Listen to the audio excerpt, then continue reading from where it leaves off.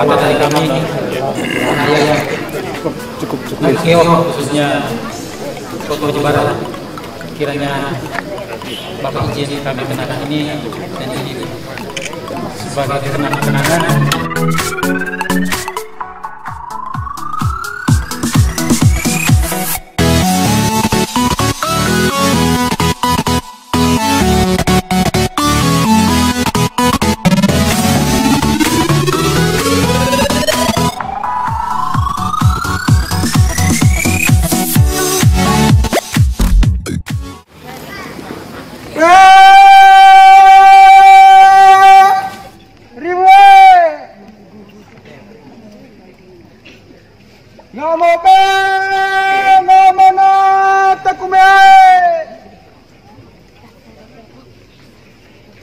Kami masu ne Bapak Victor Laskoda tade demba. Motor tonga koto namona dia des.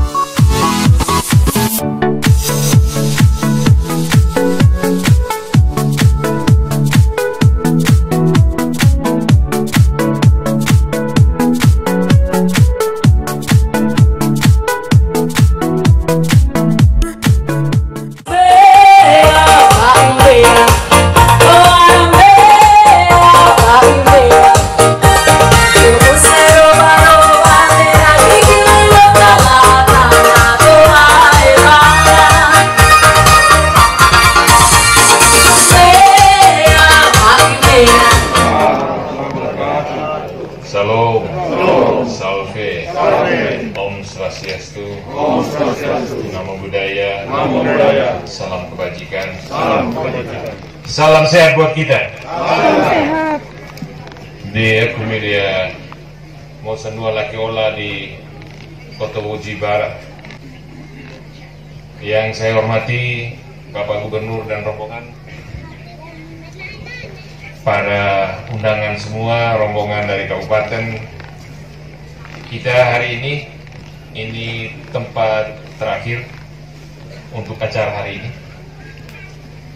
dan di sini disajikan sebuah proses yang lebih jauh, bagaimana coklat tidak keluar gelondongan dari wilayah ini, tapi diproses keluar dalam bentuk batangan yang bisa dinikmati langsung. Yang kedua dalam bentuk tepung.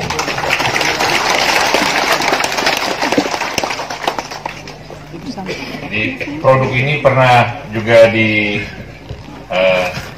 kami minta konsultan produk yang bisa untuk nanti dijual keluar. Jadi untuk tepung kita masih ada dustnya, ada debunya. Jadi kan ya seperti tadi Pak Gubernur lihat, jadi fasilitas kita proses seperti itu, dan mereka masih dalam pembelian juga sudah berusaha quality control dalam bahan yang diproses. Jadi pertama dulu beli coklat yang sudah diproses, dijemur kering di tangan petani. Kemudian mereka memilih untuk beli buahnya. Jadi mulai dari memilih buah dan diolah di sini, sehingga hasilnya sudah bisa lebih baik. Dan Bapak Gubernur sudah saksikan sendiri, ya, fasilitas masih sangat terbatas. Mudah-mudahan sebentar Bapak Gubernur bisa memberikan pikiran jalan ke depan, peta jalan kita, sehingga produk-produk kita ini bisa nanti masuk ke pasar di NTT paling kurang. Yang perlu saya laporkan di sini juga luas lahan untuk budidaya coklat ini, tidak hanya di Kecamatan ke tengah ini, juga ke barat, juga di Kecamatan Maupongo, ke timur juga di Kecamatan Nangaroro, ke utara juga ada sebagian desa di Kecamatan Wolowaya juga mulai menanam coklat. Hingga kalau industri ini bisa dikembangkan dengan baik, skalanya mungkin kita tidak perlu keluar, di proses di sini baru keluar. Hingga jalan sekarang nanti sebentar kita lewat Jalan Trans Selatan sedang dilebar dari Nangororo, nanti mau Nori, kemudian ke Moponggo, juga jalannya tembus kembali ke Jalan Negara di tengah ini di Raja. Jadi bisa proses di sini. Pasokan listrik sudah, tinggal ditingkatkan. Dan kecamatan ini menarik karena sebelum ada jalan raya di sini sudah ada pabrik sabun. Jadi kecamatan ini dari sisi sumber daya, dari orang kulit, orang terdidik, petinggi Dinas Pertanian Provinsi juga dari sini dulu, almarhum Yosef Jogo. Jadi daerah ini termasuk juga tadi yang saya sebut ini bagian dari Ring of Lena, dengan keunggulan adalah wisata rohani. Jadi kecamatan ini juga yang melahirkan banyak sekali biarawan-biarawati. Mungkin paling banyak untuk Keuskupan Agung Ende, bahkan mungkin Flores.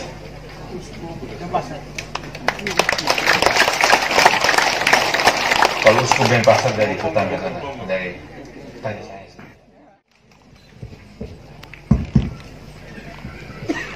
Selamat sore. Salve. Shalom. Assalamualaikum warahmatullahi wabarakatuh. Waalaikumsalam warahmatullahi wabarakatuh. Om Swastiastu. Namo Buddhaya. Salam kebajikan. Ya, salam-salam nasional ini nanti kepala desa, para pastor, pendeta, para tokoh agama semua, guru-guru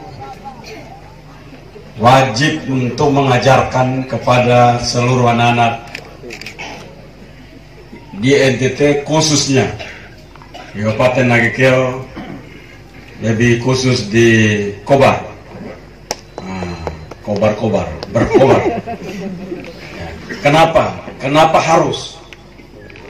Karena dengan kita menyampaikan salam-salam nasional, itu tanpa sengaja kita telah mendeklarasikan diri kita atas sebuah kesepakatan bahwa Nusa Tenggara Timur menerima perbedaan itu sebagai bagian yang tidak terpisahkan dari kehidupan berbangsa dan bernegara.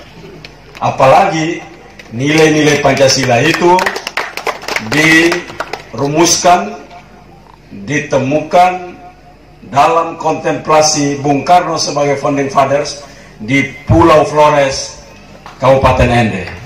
Karena itu tidak ada pilihan buat orang NTT, apalagi di Pulau Flores ini, untuk anti Pancasila dan tidak mau menyampaikan salam-salam nasional itu. Yang tua-tua pasti bisa, yang muda-muda yang perlu belajar. Jadi penting sekali kenapa saya menggarisbawahi ini, karena kita lihat bahwa ada sebagian kelompok anak bangsa ini yang sedang berusaha untuk mengganti Pancasila sebagai ideologi negara kita. Nah, kalau NTT tidak berdiri tegak untuk menyampaikan bahwa perbedaan, keragaman, berbeda-beda tapi satu itu tidak dideklarasikan dengan baik sebagai penyangga dari Nusa Tenggara Timur, lalu siapa yang jaga? Kita toh? Betul? Betul? Betul atau betul?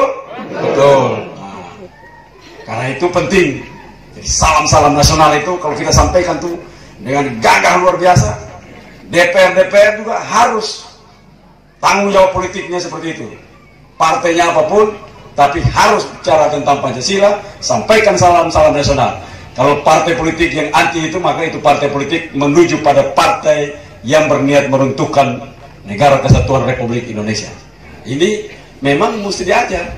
Di saat negara ini kehilangan kepercayaan, kebiasaan terhadap Pancasila sebagai nilai ideologi, maka pemimpin-pemimpinnya harus berdiri untuk mendorong kepada masyarakatnya supaya itu menjadi bagian tak terpisahkan dari kehidupan sehari-hari.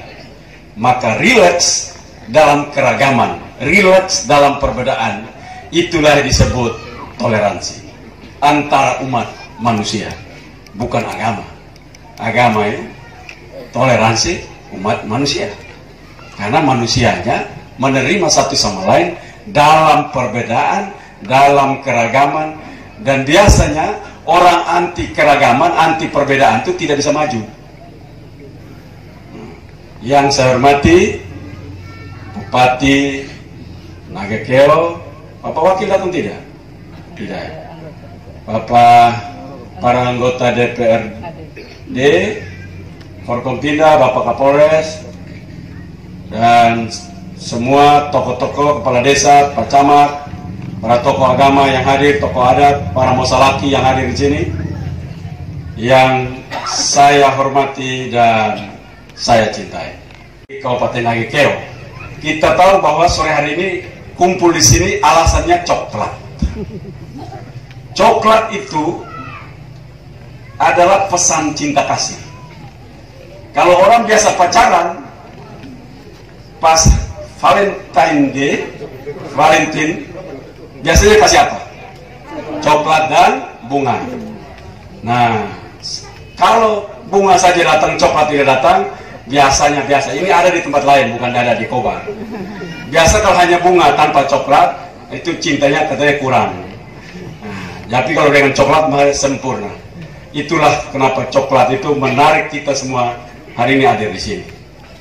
Dan kita bersyukur bahwa walaupun baru mulai, tapi semua hal yang kita lakukan biasanya mulai dengan hal yang biasa. Dan terus perlahan-lahan setelah terbiasa, kita akan mampu mengisi seluruh kekurangan-kekurangan kita dengan akhirnya kita menjadi sempurna. Tidak ada orang di dunia ini yang dia start dengan start dia langsung sempurna. Naik sepeda tidak jatuh, pasti tidak jatuh. Naik motor tidak serempet orang, serempet mobil. Kalau tidak itu pasti dia hidupnya motornya dalam kamar. Pagi start naik motor, turun kembali masuk kamar kembali. Nah itu tidak apa-apa. Tapi kalau semua hal-hal yang sifatnya sempurna, pasti ada kurang-kurangnya di sana. Nah, kita tidak bahas tentang kekurangannya, kita mulai. Kenapa? Ini hal penting. Kita kalau ke Eropa, tentunya ada yang titip begini. Jangan lupa ya, beliin saya oleh-oleh ya, coklat. Padahal di Eropa ini tidak ada satu pohon coklat pun tumbuh. Coba melihat dari Eropa Barat sampai Eropa Timur tidak ada pohon coklat tumbuh. Tapi di sana ada coklat. Kenapa coklatnya datang dari mana? Termasuk datang dari kita. Kita kirim kita punya coklat gelondongan ke sana, mereka bikin batang coklat seperti yang tadi kita lihat itu, lalu kita pergi untuk beli barang, kita punya coklat bapulan datang kita, lalu kita bangga. Ini coklat luar biasa. Datang dari Belanda, datang dari Swedia, datang dari Belgia, datang dari Paris, datang dari Switzerland, datang dari mana? Padahal kita punya coklat. Nah, sekarang kita mampu. Pohon coklatnya ada, batang coklatnya ada, dan kita bisa campur macam-macam. Sekarang bisa campur dengan kelor, jadi coklat kelor. Jadi coklatnya bubuk coklat, bubuk kelor dicampur menjadi coklat kelor. Dan itu coklat yang sangat terkenal dan disukai di dunia. Jadi kalau kita ke pameran-pameran coklat di Paris, orang akan antri kepada mereka yang coklatnya berbeda dengan coklat-coklat yang diproduksi oleh Eropa Barat. Nah, kalau umpama coklat kelor, mereka belum pernah. Jadi nanti kita campur lagi, tentunya dari pemerintah, baik dari pemerintah kabupaten maupun dari provinsi, kita akan lakukan intervensi untuk meningkatkan baik kualitas maupun produktivitasnya, untuk kita mampu melakukan riset-riset tambahan untuk ke depan pertumbuhan ekonomi di tempat ini bisa berjalan lebih baik. Ke depan memang kita harus mampu punya industri-industri seperti itu, dan mesin-mesinnya harus kita bikin sendiri. Saya telah minta kepada teman-teman di Kupang untuk mereka melakukan percobaan-percobaan untuk membuat mesin sendiri. Kita ini orang di negara lain sudah bikin mesin segala macam. China yang dulu kita punya jalan tol, dia belum punya jalan tol, mereka sudah bikin mesin macam-macam. Kita di Indonesia, apalagi di NTT, mesin apapun tidak ada. Nah, itu menunjukkan kualitas pembangunan kita. Kita harus mampu untuk bikin mesin. Apa hebatnya bikin mesin di orang di Jerman dengan orang di China, di Amerika dan kita? Sama-sama punya otak, sama-sama punya kemauan, sama-sama punya uang. Bedanya dia mau, kita tidak mau. Itu beda di situ aja. Nah, jadi karena itu kita mulai untuk merubah ini. Kenapa? Kalau kita punya mesin-mesin yang baik, maka kita mampu membuat industri-industri itu size besar, ukuran-ukuran besar, sehingga kita bisa berkembang dengan cepat. Dari mesinnya sendiri pertumbuhan ekonomi ada, dari coklatnya akan bertumbuh, dari batang coklat akan bertumbuh, dari kelor juga akan bertumbuh, maka semua kita akan jual barang jadi. Orang yang jual bahan baku itu setengah pintar. Kalau jual barang jadi, itu sudah pintar. Jadi karena itu kita harus menjadi orang-orang yang menjual barang jadi. Kita lihat kelapa-kelapa di sini banyak sekali. Dunia akan menuju kepada kelapa. Nanti kelapa sawit 5 tahun akan datang mulai turun. Semua manusia akan menuju ke kelapa seperti ini.